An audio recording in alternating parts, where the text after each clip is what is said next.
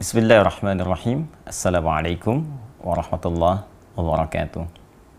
Alhamdulillah wassalatu wassalamu ala Rasulillah wa ala alihi wa sahbihi wa man wala wa ba'du.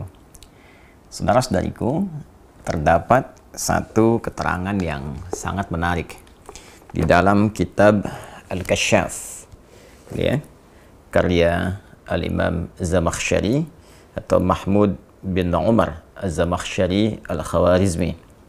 Kitabnya Al-Kasyaf an Haqa'iqit Tanzil wa Ayunil Aqawil fi Wujuh At-Ta'wil, atau sangat populer dengan sebutan Al-Kasyaf, di jilid yang keempat di halaman 297. Keterangan terkait dengan tafsir pembuka surah An-Najm, surah ke-53 urutan dalam mushaf Al-Quran, ketika menguraikan tentang pembuka di ayat Wan Najmi Idza Hawa, ayat pertama di surah ke-53 surah An-Najm. Dari sekian banyak pendapat, terkhusus 3 pendapat populer di kalangan para ulama tentang Wan Najmi Idza Hawa, ada yang menafsirkan dengan bintang Thuraya atau kejora, ada yang menafsirkan dengan tetumbuhan yang mulai jatuh, ada pula yang menafsirkan dengan turunnya Al-Quran secara bertahap. Namun demikian, ada keterangan yang sangat menarik yang diungkap oleh Al-Imam Az-Zamakhsyari dalam kitabnya ini. Mari coba kita simak dan kita bacakan bersama. Bismillahirrahmanirrahim. Wa an Urwah ibn Zubair radhiyallahu ta'ala anhu, ya, dari Urwah bin Zubair, semoga Allah meridai beliau. Beliau menyampaikan anna Utbah ibni Abi Lahab, bahwa Utbah bin Abi Lahab, Utbah ini satu di antara putranya Abu Lahab. Ya, jadi Abu Lahab itu punya putra, ada yang bernama Utbah, ada yang bernama Utaibah, dan keduanya, ya, pra Islam, pernah menikah dengan 2 putri Rasulullah SAW. Utbah menikah dengan Ruqayyah radhiyallahu ta'ala anha, sedangkan Utaibah menikah dengan Ummu Kulthum radhiyallahu ta'ala anha. Dikisahkan di sini tentang Utbah bin Abi Lahab. Wa kanat tahtahu bintu Rasulillah sallallahu alaihi wasallam. Diterangkan seperti apa yang saya tadi utarakan. Nah, sedangkan Utbah ini adalah suami dari putri ya Rasulullah SAW, yaitu Ruqayyah radhiyallahu ta'ala anha, Sayyidah Ruqayyah. Arada al-khuruja ila Syam. Satu kali Utbah ini hendak bepergian ke Syam. Ya, Syam itu wilayah yang cukup besar sekarang, setidaknya mencakup 4 negara. Ya, jadi sekarang itu ada Syria, ya, di Syam, kemudian Lebanon, kemudian ada Palestina dan Yordania. Jadi wilayah Syam. Satu kali Utbah hendak keluar, ya, menuju Syam. Faqala la'atiyanna Muhammadan sallallahu alaihi wasallam fala'udhiyannahu. Ya, aku pasti akan datangi dulu, ya, Muhammad sallallahu alaihi wasallam, dan aku pastikan fala'udhiyannahu, aku akan menyakitinya dulu. Ya, jadi dia berniat sebelum berangkat ke Syam ini ingin mendatangi Rasulullah sallallahu alaihi wasallam dan hendak menyakiti beliau. Jadi berniat dengan serius ingin menyakiti Rasulullah SAW. Fa'atahu, maka kemudian ia mendatangi Rasulullah SAW. Faqala, dan dia berkata, ya, ini ke ayah mertuanya, ya, sekaligus bahkan ke kerabat terdekatnya, karena Abu Lahab itu pun adalah paman Rasulullah SAW. Apa yang dia katakan? Ya Muhammad. Nah, ini tak ada sopannya, karena berniat menyakiti, bahkan tidak memanggil dengan panggilan yang sopan. Ya Muhammad, wahai Muhammad SAW, huwa kafirun bin najmi idza hawa wa billadzi dana fatadalla.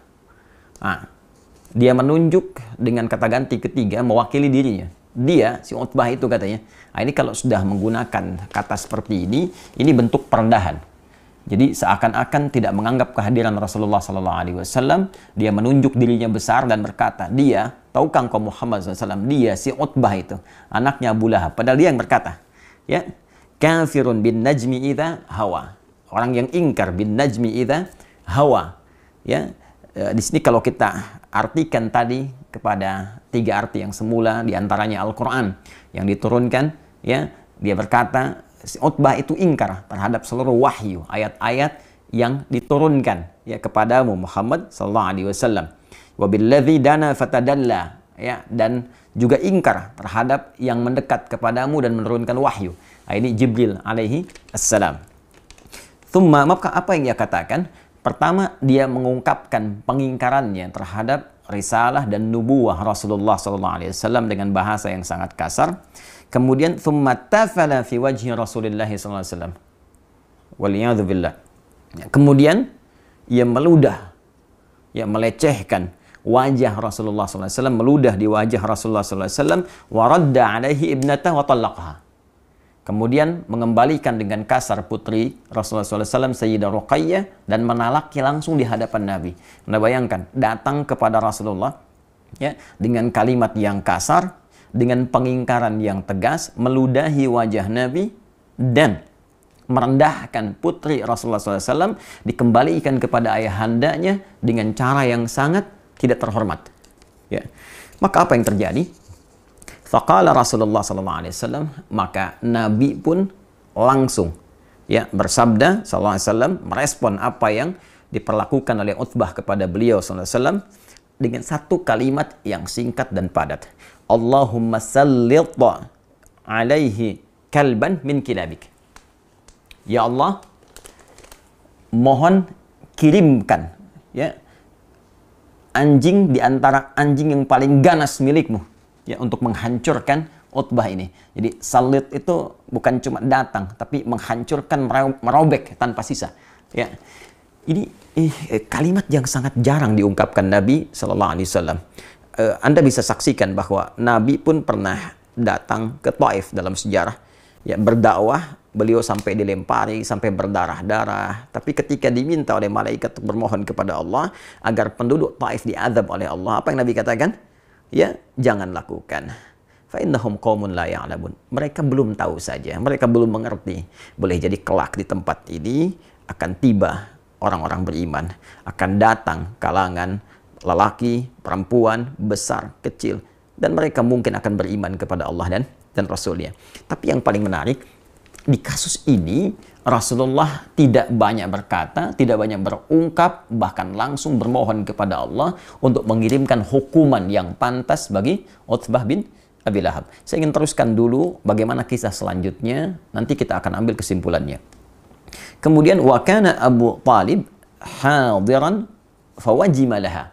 Ya, dan pada saat itu ada paman Nabi SAW, yaitu Abu Talib, ya, menyaksikan peristiwa itu, fawajimalaha.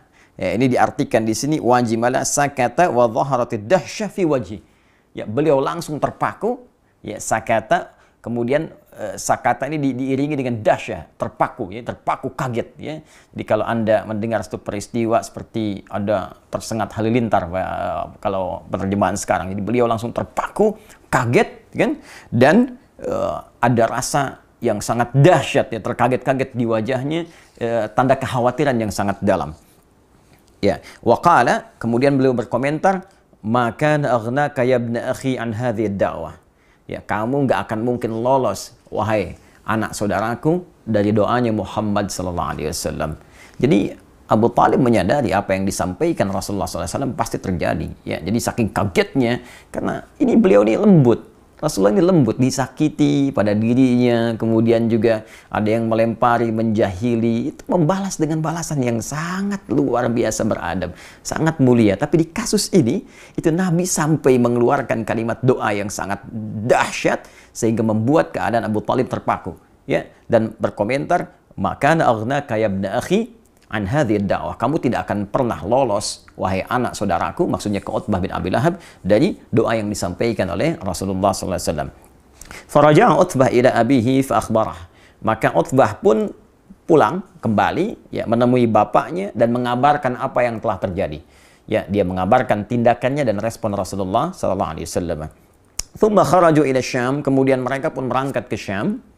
Ya, fanazzalu manzilan, ya, maka mereka singgah di satu tempat, di satu rumah kediaman, fa asyrafa alaihim rahibun minad dair.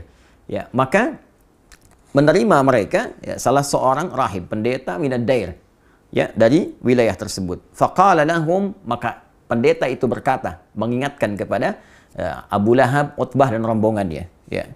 Inna hadhihi ardun musbi'ah. Hati-hati.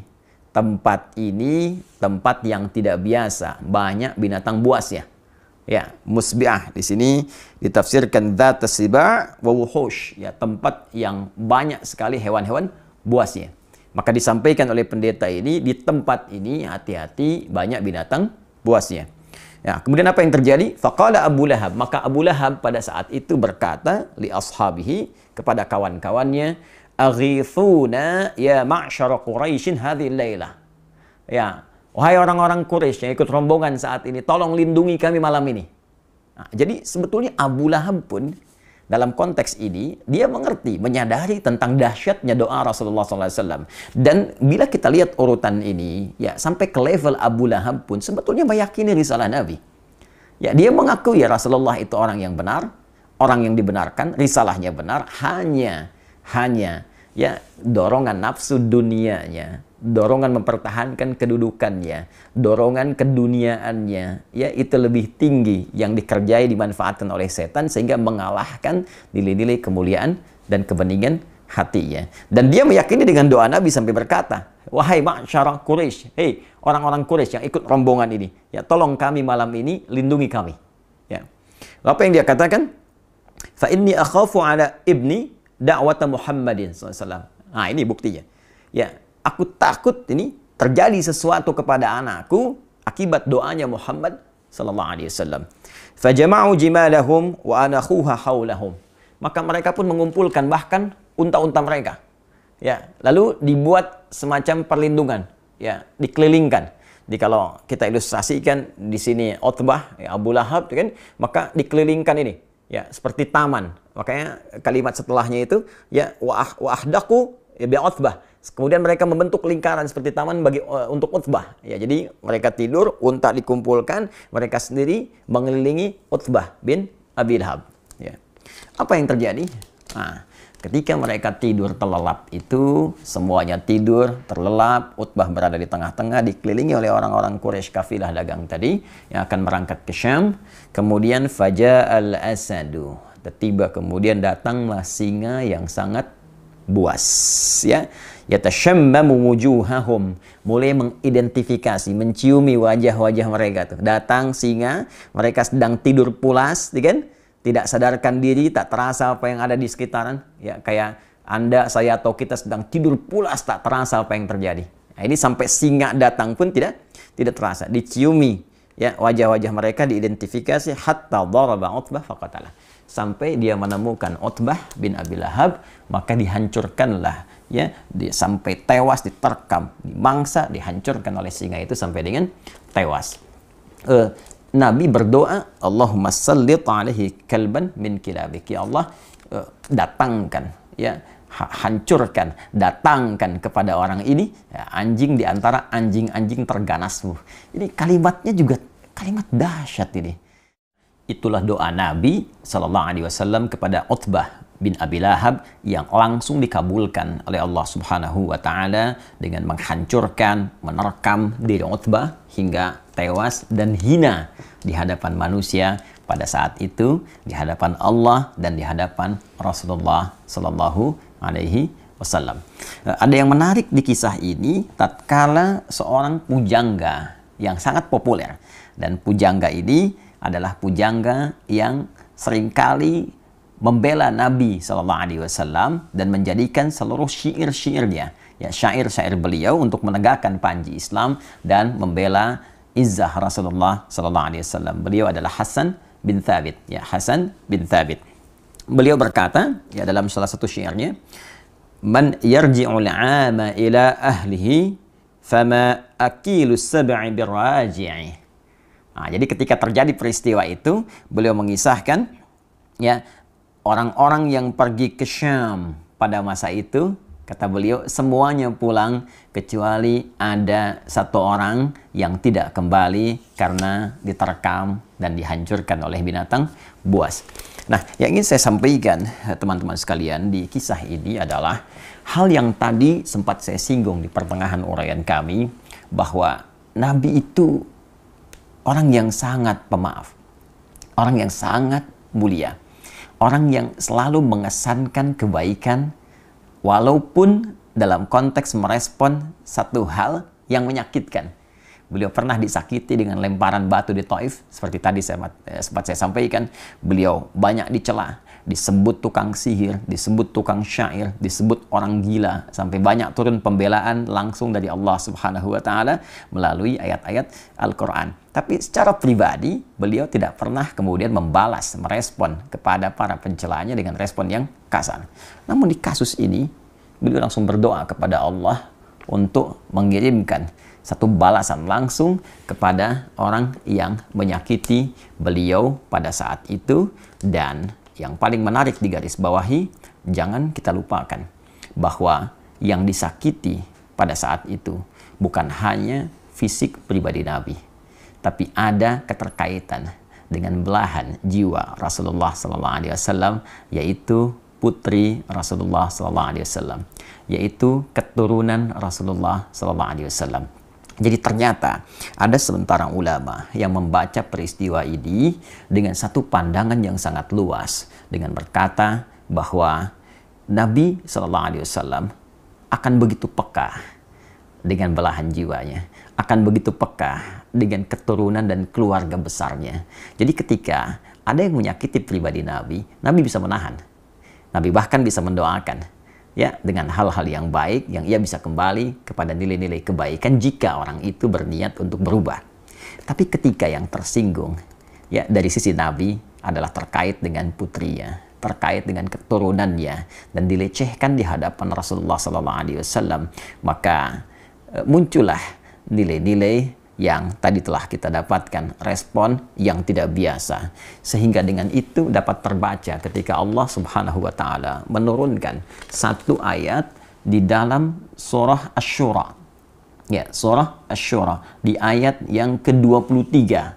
Ya, seakan Allah mengetahui perasaan Nabi ini yang tidak ingin terganggu dengan keluarga besarnya. Ya, yang tidak ingin dinodai keturunan-keturunan beliau sallallahu alaihi wasallam, sampai Allah menurunkan satu ayat yang tidak biasa. Ya, perhatikan bagaimana Allah menyampaikan di ayat ini, surah ke-42, surah Asy-Syura di ayat yang ke-23. Dzalikal ladzi yubasysyirullahu ibadahul ladzina amanu wa 'amilus shalihat. Ini dibuka dengan kalimat demikianlah Allah memberikan kabar gembira bagi orang-orang yang beriman dan beramal saleh. Ini meneruskan pernyataan Allah di ayat ke-22-nya yang menjamin orang beriman beramal saleh ditempatkan di Raudhatul Jannah, di taman-taman surga. Ya, namun setelah itu perhatikan lanjutan ayatnya. Qul la as'alukum 'alaihi ajra. Ya, katakan Muhammad sallallahu alaihi wasallam kepada seluruh umatmu bahwa risalahku ini, dakwahku ini, aku sampaikan dengan tanpa mengharap imbalan apapun dari kalian. Aku tak berharap uang kalian, tak berharap harta kalian, tak berharap materi kalian. Illal mawaddata fil qurba. Ya, illal mawaddata fil qurba. Kecuali satu saja. Aku berharap cinta kalian kepada kerabat-kerabatku. Illal mawaddata fil qurba, kecuali cinta dari kalian terhadap kerabat-kerabatku, terhadap hubungan kekerabatan denganku. Mari kita lihat bagaimana komentar para ahli tafsir yang memberikan tafsiran di Quran surah ke-42 Asy-Syura di ayat ke-23. Kita lihat pertama misalnya di At-Tafsir Al-Kabir karya Al-Imam Al-Fakhr Razi, ya. Ini ada di jilid ke-9. Ya, di jilid ke-9 kita ambil di halaman 595 dan 596. Ya. Nah, beliau memberikan penjelasan bahwa illal mawaddata fil qurba, yang dimaksud al mawaddah fil qurba, kecintaan kepada kekerabatanku, beliau simpulkan itu ada 3. Ya, 3. 1, bisa umatnya, ya, seluruh umat beliau yang mengikuti seluruh tuntunan Rasulullah SAW dengan benar, ya, mengerjakan segala perintah, meninggalkan segala larangan. Ya, kita bisa lihat di sini, ya, ada tafsiran demikian, kita bacakan. Nah, ini dia, ya. fa in hamalnahu 'alal qarabah fahumul al wa in hamalnahu 'alal ummah alladzina qabilu da'watahu fahum aidan al. Ya, jadi tafsiran pertama diartikan seluruh umat Rasulullah sallallahu alaihi wasallam yang mengikuti dakwah Nabi sallallahu alaihi wasallam, mencintai Rasulullah sallallahu alaihi wasallam, mengerjakan perintah-perintah Nabi, meninggalkan segala larangannya, maka mereka pun disebut dengan al, ya, keluarga besar Muhammad sallallahu alaihi wasallam dalam konteks pengikut dakwah dan risalah beliau. Ya, itu diikutkan pada firman Allah di Quran surah ketiga Ali Imran di ayat ke-31 di keumuman maknanya. Qul in kuntum tuhibbunallaha fattabi'uni yuhibbukumullah wa yaghfir lakum dzunubakum. Katakan Muhammad SAW, jika kalian semua umat-umat Muhammad SAW mencintai Allah, maka buktikan kecintaan itu, ya, dengan mengikuti tuntunan Rasulullah SAW. Ketika mengikuti tuntunan Rasulullah, maka dia dicintai oleh Allah seperti Allah mencintai Rasulullah SAW. Walaupun levelnya berbeda, tapi rasa cinta itu diturunkan. Karena Allah mencintai Rasulullah, mencintai pengikutnya, maka ada hubungan cinta yang menjalin kekerabatan antara Rasulullah dengan umatnya. Tafsiran satu. Tafsiran kedua diartikan pula dengan sahabat-sahabat Rasulullah SAW. Ya, ini terambil dari isyarat firman Allah, was-sabiqun as-sabiqun ulaikal muqarrabun. Ya, di surah Al-Waqiah, surah ke-56 ayat yang ke-10. Ya, was-sabiqun as-sabiqun, dan orang-orang terdahulu. Jadi jelas, was-sabiqun itu tafsir yang paling lebih mendekatinya, ya, bisa dikatakan lebih tepatnya itu kalangan para sahabat, ya, karena mereka disebut dengan as-sabiqun al-awwalun, orang-orang pertama yang masuk Islam, ya, ada 40 orang, kan? Setelah itu sahabat-sahabat lain menyusul. Was-sabiqun as-sabiqun. Ya, adapun golongan orang-orang yang awal-awal masuk Islam, golongan-golongan terdahulu, ya, ulaikal muqarrabun. Nah, merekalah yang kemudian didekatkan kepada Allah, didekatkan kepada Rasulullah SAW. Ini langsung penegasan dari Allah bahwa mereka termasuk muqarrabun, ya, orang-orang terdekat dengan Rasulullah SAW. Jadi yang kedua, Al-Imam Fakhrul Razi mengartikan illal mawaddata fil qurba. Qurba di sana dimasukkan sahabat-sahabat Rasulullah SAW. Nah, tapi yang paling menarik ada yang ketiga, dan ini menempati level yang tertinggi. Yaitu langsung keluarga besar keturunan Rasulullah sallallahu alaihi wasallam.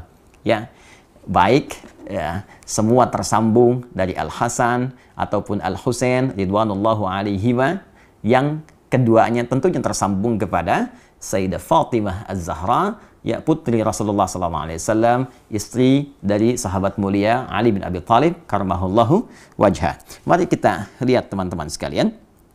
Nah, di sini ada peterangan yang sangat menarik, ya. Warawa sahibul kasyaf, dan ini ada keterkaitan, ya.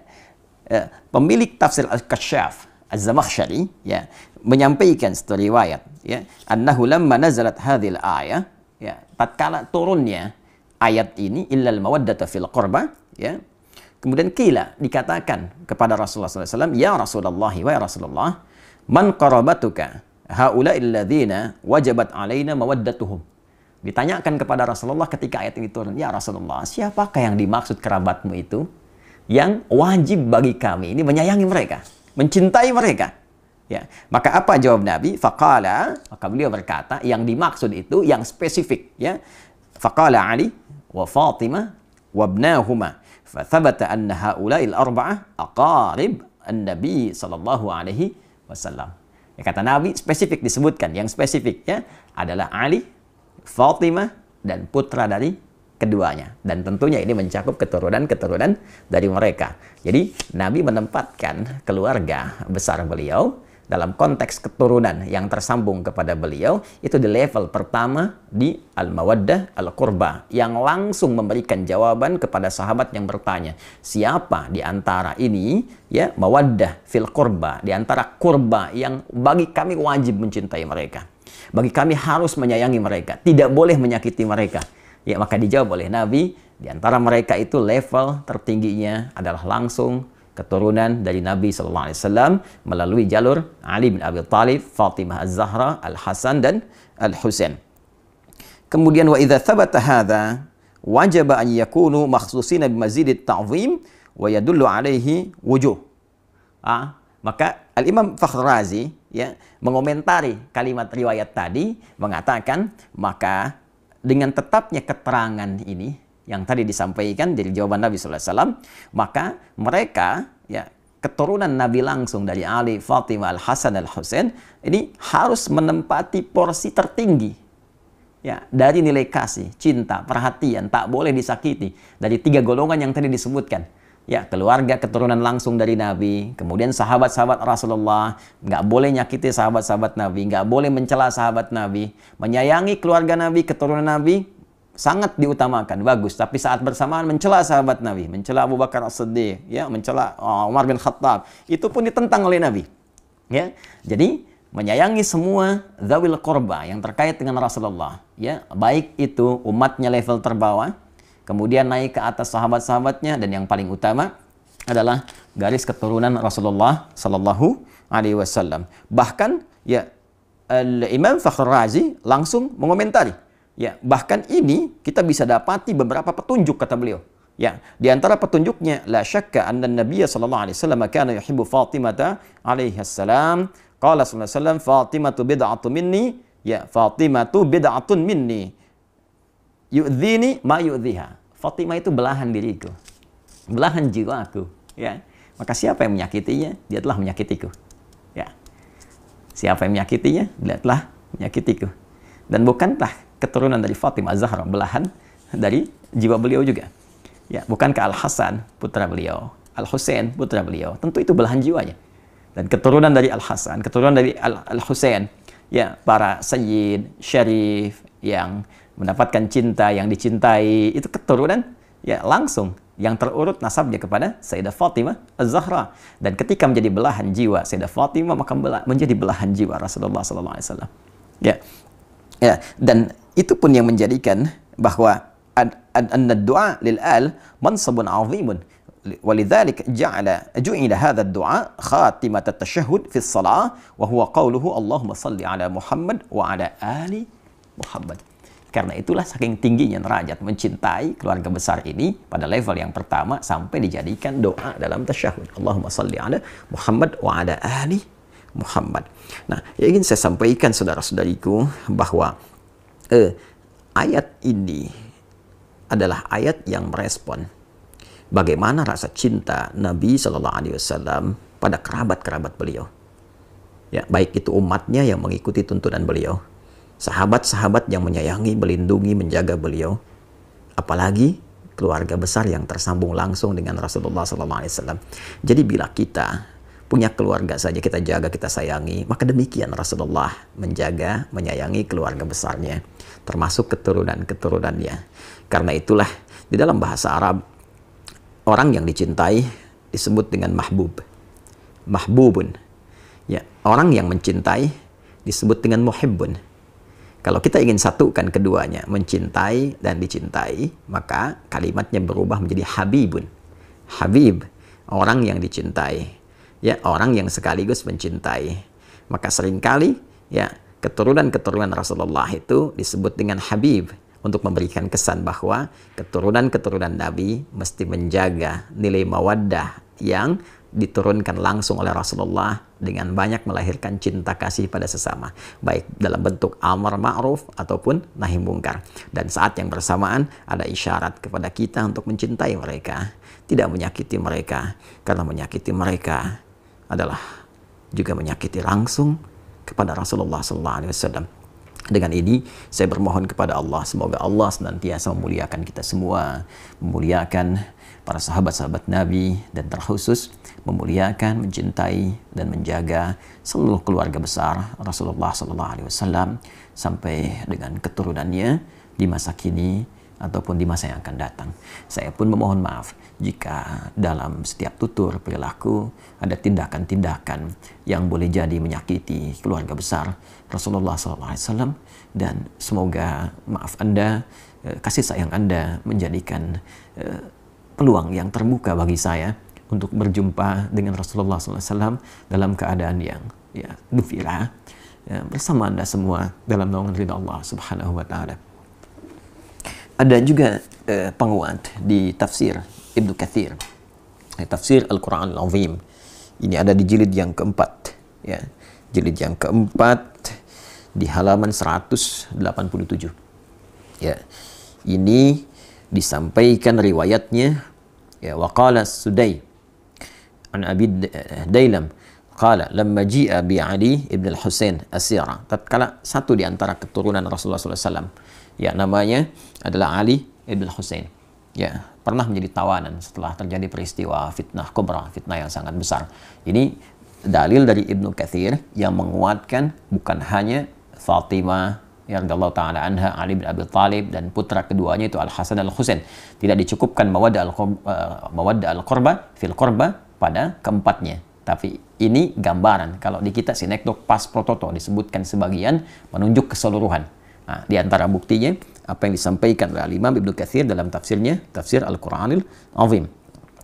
Wa qala As-Sudai, berkata Imam As-Sudai, ya, namanya Ismail, pernah saya sampaikan dalam kajian tafsir, an Abi Dailam qala, ia berkata, lamma ji'a bi Ali ibn al-Husain asyara, tatkala Ali bin Husain ditawan, ya, fa uqima ala darji Dimashq, maka kemudian dia dibawa, ya, ke gerbang kota Dimashq, ya.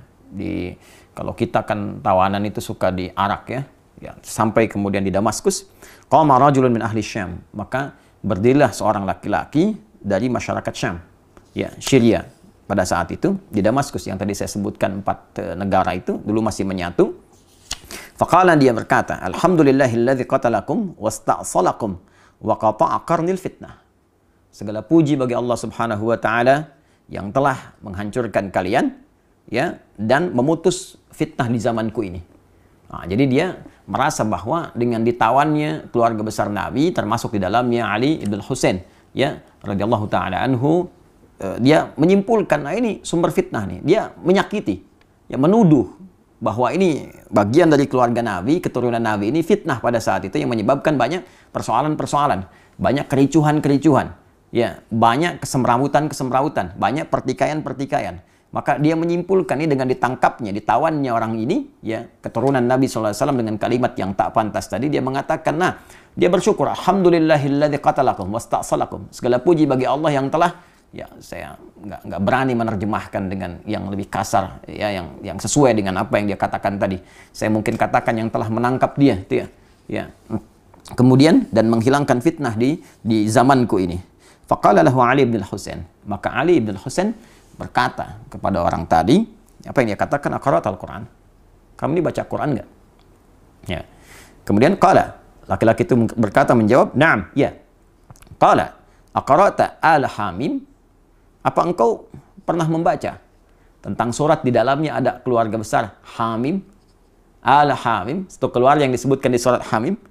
Qala qara'atul Quran, dia menjawab, aku membaca Al-Quran, walam aqra' al-Hamim, tapi aku nggak pernah baca al-Hamim. Ya, keluarganya Hamim. Siapa itu keluarganya Hamim? Nah, teman-teman, di antara pembuka surah Al-Quran itu surah Asy-Syura itu dibuka dengan kalimat Hamim. Ya, Hamim, itu kan? Itu surah Asy-Syura, ya. Ada keluarga di situ yang diutamakan. Ya, siapa keluarga itu? Maka dijawab oleh Ali bin Husain, qala ma qara'ta, apakah engkau enggak baca di ayat 23 tadi, qul la as'alukum alaihi ajran illa al-mawaddata fil qurba. Katakan Muhammad sallallahu alaihi wasallam, aku tidak meminta kepada kalian satu upah pun, satu materi pun kecuali rasa cinta, rasa hormat kepada keluarga keturunan Rasulullah sallallahu alaihi wasallam. Qala, maka orang itu berkata, ya, si pemuda tadi berkata, wa innakum antum hum, apakah kalian itu termasuk golongan mereka, keluarga Nabi SAW? Qala, na'am. Maka Ali bin Husain berkata, ya, kami termasuk golongan itu. Jadi, orang ini ada dua kemungkinan. Dia tidak mengetahui yang ditawan itu keluarga besar dari keturunan Rasulullah SAW, sehingga berani melecehkan di hadapan masyarakat, ya, berani bertindak yang tidak pantas, kan?